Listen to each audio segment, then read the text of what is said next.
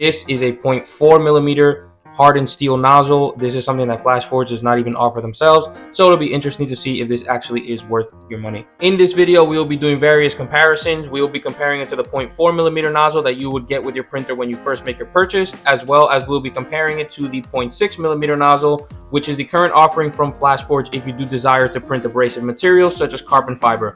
We will be comparing it to this nozzle for abrasion resistance and durability, and we will be comparing it to the 0.4 millimeter nozzle for accuracy and print detail. If that's something you're interested in, make sure to stay tuned to the end of the video, like and subscribe. I really do appreciate that, guys. Let's get right on to seeing what's inside this box.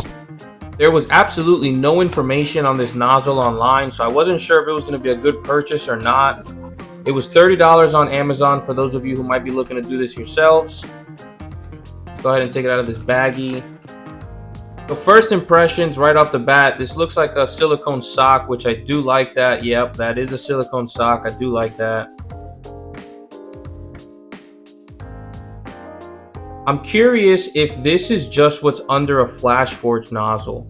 Let's take a look at them side by side. Maybe this is just a patented FlashForge design, and maybe this is just how they're able to get around that by just extending these leads here. It is going to be interesting lining this up into the printer. Sometimes if you guys are using this printer, I'm sure you know what I'm talking about, that it's not that easy to line these up sometimes. Sometimes they just go right in, but sometimes it's a little bit more difficult. You gotta, give it a couple tries. Overall, I think it is a pretty good build quality. It seems like you can take it apart there for whatever reason. It has some Allen head screws there. Let's go over the printer and see how it installs. Here we are back at the printer to perform the nozzle install. It's going to be a little bit tricky, not only because I'm trying to film this for you guys, but also because this connector here is going to have to go up inside of this port here in the printer, and that is going to be a little bit challenging to line up inside there because there is no rigidity to this connector at all. I will go ahead and zoom in a little bit further so you guys can get a better look as to what we're doing.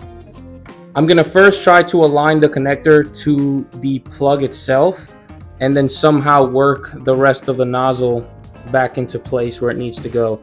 Not sure if this will be a successful method, but we will try.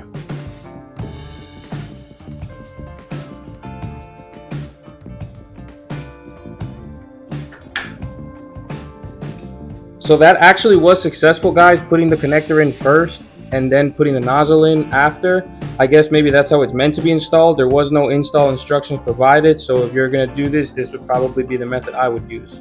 Next, we're going to run a calibration and a vibration test on this nozzle, just because it appears to have a little bit less mass than the original nozzle. Probably should have weighed them before, but we're going to run it anyways. It only takes a few minutes.